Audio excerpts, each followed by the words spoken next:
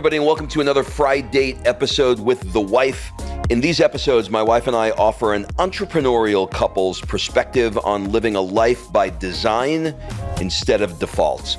Hopefully, we'll make you laugh as we navigate the ups and downs of working together, being entrepreneurs and being parents. You may want to check out our private member community over on Patreon, where you'll get additional unfiltered content like our Fri-Date on the fly episodes and get ad-free access to all our podcasts and our monthly Zoom. If you want to check it out, head over to patreon.com/Fri-Date. That's F-R-I-D-A-T-E, no dashes, or click on the link in the show notes. All right, let's get into today's episode.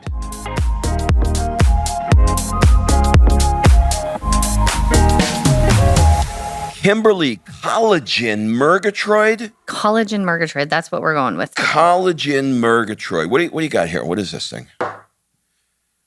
Collagen elixir. Oh, you've been taking it. Don't act like you've never seen the damn bottle before. Well, I haven't taken it in a year. I know. Oh, is that what's Is wrong? your skin better than mine? Is that what's wrong with your face? Is your skin better than mine? Look at me. How do I look? I don't know. I mean, with all that work, who could tell? You're either 23 or 123. Kidding. We're not here to talk about the work that I had done on my face. What we are here to talk about, by the way, it's just Botox. What we are here to talk about is 72 degrees. So this is an interesting concept. The idea of things are not that bad. They're not that bad, you know? How are things? They're not bad. I have literally new coaching clients who pay me a lot of freaking money, and I go through, what they want to accomplish, and they go through. This is not all coaching clients, but this is some of them. This is a segment. I would say maybe, 30, 40% of the coaching clients I have fall into this category. They will say, my life is not that bad. And I say, oh, it's not. And they say, no. Things are good. I've got a great house. I love my husband. I love my wife. I got the car I want. I'm finally at a place in my career where I'm making money. So, I'm grateful for everything I have. And so there's a part of my brain that goes, why the fuck you hire me? Okay. But then there's another part that's going, she paid all this money. I got to give her something, right? So I'm joking.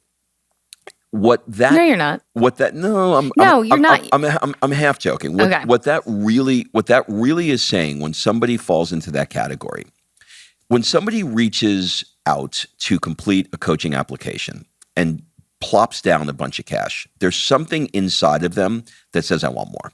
I want something else. But there's also something else, and it usually falls into a couple of categories. One category is, I've gotten to where I am now because the universe has been good to me and I want to be grateful. So you look at everything you have and you're grateful for it. That's a good skill set to have. Another thing is you've set your life up. You've had enough contrast in your life where you were living in, a ghetto apartment that you hated and you worked your ass off to get out of. And now you have a house with a backyard the way that you like it. And, you're in a relationship that you really enjoy. And so those things you're like, well, what am I complaining about? Like, I got a great house, got whatever. So if you deep inside are truly happy and don't want to grow anymore and don't want to either enhance the areas that you have or look into any other possibilities of things that you may want to take a bite out of different apples, then great. Then stay where you are. But my suspicion is that the 72 degrees is not serving you. I did an interview last week with a guy named Richie Norton. Go check him out. He's really, really good. He's kind of like, when you look at him, you think surfer dude, right? He's got that surfer Hawaii. He lives in Hawaii. He's got that surfer thing. But the guy's a beast. I mean, he's got, a multi-million-dollar company. He's got 4 kids. He's got a podcast. He's written New York Times best-selling books. And he said something to me that really struck me. He said, what do people do when they become really, really good at something? And I said, I don't know. He goes, they don't want to do that anymore. And I was like, oh. It made me think of being a chiropractor. I was like, I mean, I could do, like, I was a really good chiropractor. I could do it in my sleep, like I didn't even want to talk about it to anybody. If another chiropractor wanted to come and have me teach him, I was like, oh God, like I was just done with it, right? But I was good at it. And when we, as human beings, we are always looking to grow. We're always looking to get better. And once we get stagnant, that's usually right around the 72 degrees, where it's not that hot, it's not that cold. And when things are really, really hot, you want to turn the air conditioning on because you're sweating, right? And when things are really, really cold, you want to turn the heat on because you're freezing. But when there's 72 degrees, you're like, I don't really need the air. I don't really need the heat, and I'm fine. So what I want to talk about today is you looking at those areas of your life. And if you're honest, what are the areas that you would either rate on a scale of 1 to 10 a 6 or an 8, right? You can't pick 7 because that's 72 degrees. That's not that hot. But what's the one, if you're honest with yourself and you look at it and you go, honestly, like I work out. I mean, I go to the gym 3 times a week and I kind of watch what I eat. But if you ask me, like in terms of my health, where am I? I'm probably like a 6. I mean, I wake up foggy. I just don't have the energy that I used to have. I'm not drinking enough water. I mean, I'm not that bad. But if I had to pick, I'm a 6. And I challenge you to look at those areas of your life to see the areas that you want to improve. Well, there's one word that you didn't say that describes all of this, and it's comfort, right? You're in that comfort zone, and that comfort zone it's 72 degrees. It's beautiful. The weather's good. It's a good enough area that you're completely comfortable in. And I think what happens is a couple of things too. Ego is there to protect you, right? Mm-hmm. That's a protection mechanism. There's also, this is so interesting, and I see it. When you are someone who's ambitious and you want to hit goals and you want to up-level your life and you want to keep reaching for, to keep climbing a higher mountain, you will have a peanut gallery that will form that will be saying something along the lines of, when is enough enough? When are you going to be happy with what you have? And so when you have someone... And that could be your mother. Not your mother, but anybody's mother. Okay, good clarification there. But it could be that peanut gallery is somebody's social circle or their cousin or their dad. And it's like, everybody wants you to succeed when you're the underdog, but once you succeed, then they're like, well, when the hell are you going to be happy? And wanting to enhance your life is not a lack of happiness. First of all, your life is happy. It's an inside job, right? We've all seen that meme, like happiness is an inside job. There's no amount of stuff you're going to purchase that is going to create happiness. It's just not going to happen. But continually going after the things that nudge you, the dream that nudges you, the goal that nudges you, continually going after those new and different, it requires more growth. And what happens when things aren't growing? They're dying. So if you're stuck at 70 degrees and you're someone saying, my life's not that bad. I got all the things. And there's a chance you're settling and you're not wanting to admit it, because the moment you admit this could be better, this is what I really want, well, then you can't take that back. It's like the words come out and now you have to do something about it. All right. So here's the barometer to check in with the point that you just made. So I listened to a Rich Roll podcast, and there was the VP of Peloton was on, and she said something so fascinating. I always try and give people credit, but I always wind up giving them credit for like a year, and then I forget where it came from, and I just make it my own. So I don't want to do that with this one. But she said something. She said, I was jealous a lot. She was a lawyer, and she was working in corporate law, and she started getting jealous of her friends. And so Rich is like, well, what were you getting jealous about? She said they were like off on the weekends, and I was working. And then it hit me, and I realized that when jealousy comes up or envy comes up, that it's not this deficit. It's something inside of your spirit, something inside of your body saying that you want that particular thing in your life, and that's why you're jealous. So recognize, not like get all caught up in the why am I envious of it because, this guy's got a bigger house or this one's got a bigger whatever. But bigger whatever sounded weird. But when the jealousy comes up, look at it. So I'll give you an example. So I had clothes just like you. Great. You go in my closet, there's clothes. You open your drawer, the drawers, there's clothes. Sweatpants. Well, a lot of sweatpants, but they were very expensive sweatpants, right? From California. We like to call them joggers. If you change the name, then it becomes okay to wear them breakfast, lunch, and dinner. But moving to Italy, I look around and I see people that are dressed beautifully. Now, I could easily say, do I really need to try and figure out how you match brown and blue together, right? Do I really need an ascot? Do I need an ascot? Do I need a custom suit? Do I need a custom shirt? Ooh, you hear that word need? Right. Do I? No. Are my clothes okay? Yeah, I got a couple of suits. Yeah. I mean, I guess if somebody dies or gets married or has a bar mitzvah, I could go. Okay. I guess so, But then I walk outside again and I see, somebody walking down the street, or I go to lunch with my attorney, right? And he's just dressed beautifully. This looks like a fashion off when you go to lunch with Michele. Right. He's got it's not just a pocket square. It looks like, Cirque du Soleil folded it and confetti is going to come out of it. Like it's perfectly done.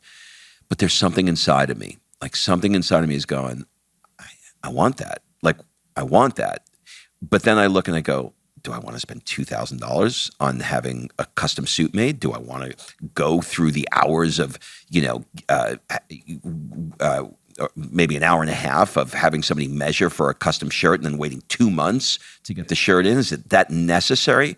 But then you leave and it's still in there. So what are the things that are inside of you that you go, this is good enough? And sometimes good enough is good enough. And sometimes good enough isn't good enough. But that envy, jealousy, that internal guidance system that will either have you feeling good or have you feeling bad is the thing to listen to, and not your head saying, my life's not that bad. Well, how do you feel when you see somebody, using the clothes example, how do you feel when you see somebody that's dressed beautifully? Or how does it feel when you walk into a party and everybody took time to think about what they were going to wear and, stepping into what the Italians call bella figura, which is a beautiful form? How do you feel? I don't feel that good in my body. Well, what are you going to do about it? Are you just going to say it's good enough, or are you going to change it? Now, this is where it gets tricky, because there are many areas in my life that things are good enough. Like this microphone that I'm using right now, there are many better microphones. This is fine. I don't need to change this microphone. Somebody else, like I interviewed a guy and I asked him, what does he collect? And he says microphones. He said, I literally have $100,000 in microphones. He can't stop, right? So it's not a thing for me. I don't care. Cars, when I see somebody, I have friends who have very crazy over-the-top cars, even some of them here in Italy. I don't own one. I don't care. Like, it's not even that it's good enough. I don't care about it. I think what happens too is people try to talk themselves into the fact that they don't want something because they really want it. And so, but they want it, but they don't believe that they can have it. So they talk themselves out of it. I'm going to use an example. Don't blow up my inbox when I use this example and justify why you say this. Audience, don't do it. Because if you really take time to think about it, I'm probably correct. So I know what you're going to say. I know you do. And I'm going to say it because I'm a woman and I'm allowed to do this. So I was a personal trainer. And 9 times out of 10, when I did an initial intake with somebody who was coming to lose weight, there was one phrase they all said, well, I don't want to be a size 2. They all said that, okay? Here's what you're really saying. I don't think I could ever be a size 2, so I'm not aiming for that, okay? Take the size 2 out of it. They don't believe that they can get in that great of shape. Therefore, they're willing to settle for whatever they can get. I just want for here. And they'd all point to their stomach, right? I just want for here. The reality is, if you could fit and get the dream body and cut it out of a magazine, regardless of the size, the way it looks, you most likely don't believe you can get there. And what they're using is the size 2. So my point in saying this is that is a really good example of often where women go, or men will be like, I don't need a 6-pack. They just want, I don't need a 6-pack, because they don't believe they can get there. And whether or not you can or you can't, or whether or not you want to do the work that's involved in getting the 6-pack or getting to the size 2, that doesn't matter. It's the putting that out there. Well, I don't want X. So be mindful. Do that initial, look, we talked about growth mindset in another Fri-Date. This is part of growth mindset. You need to know where you're weak and you need to know where you're strong. And if you can look and say, okay, I'm going to evaluate myself right now. And I keep saying, I don't want to be a size 2. I keep saying, I don't need that much money. Who needs that much money? If you scroll the gram and you judge this one for something or that one for something, and why does this person need to do this, or why does that person do that? Chances are there is some part of you that wants whatever you're judging. All right. So now I want to take this thing home and then we'll wrap. If you see a friend who lost a bunch of weight and you haven't seen them for a while, and I'll use a girl one and the boy one. You see the girl and she's now a size 2. Is there something inside of you that feels a little ping of jealousy, envy, and why not me? If you do, then you're probably not being honest with yourself. I know that when I see a 60-year-old dad who has a 6-pack and is clearly fitter than me, it bothers me. Is fitter a word? Fitterer. Fitterist. Fitterer, Roger Federer. When I see that, it bothers me. But when I have a friend, my friend Alberto has a brand new Porsche, right? He lives right here in Tuscany.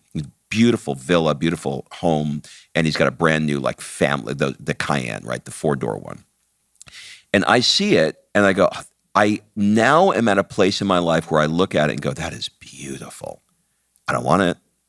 It's beautiful. I have no desire to wash it. I have no desire to park it. I don't want to pay the luxury tax on it. I actually don't even want to get in it because I think it's going to hurt my back. Okay? I literally have nothing for me. So for me... But it used to not be that way. But it used to not be that way. But when you used to see someone else's car or whatever, you'd be like, well, why are they going to get that car? It bothered me. So now I've trained myself to look and go, okay, let's just go, how does, I'm really working on this in my life right now. I'm using my internal guidance system to go, how do I feel about this? If I'm feeling heavy and it just doesn't feel good, I go away from it. When something feels attractive, or if I see something and I feel a little bit like, oh, that would be really cool if I had that, then I look and say, well, how do I put that into my life? As opposed to just saying, my life is good enough. So as with most things in life, there's not an exact science here. This is a dance that you have to, there's no DNA that you have to be a size 2, have a 6-pack, have a car, have certain fashion. There's no DNA.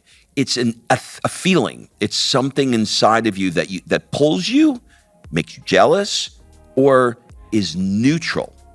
And if it's neutral, it probably is good enough. But if it's not, and doing the work to not ignore those things that pop up, but to lean into those things when they do pop up, I think is the work. We done here? We're done here. Have a great week, everybody. We'll see you next week. Bye-bye.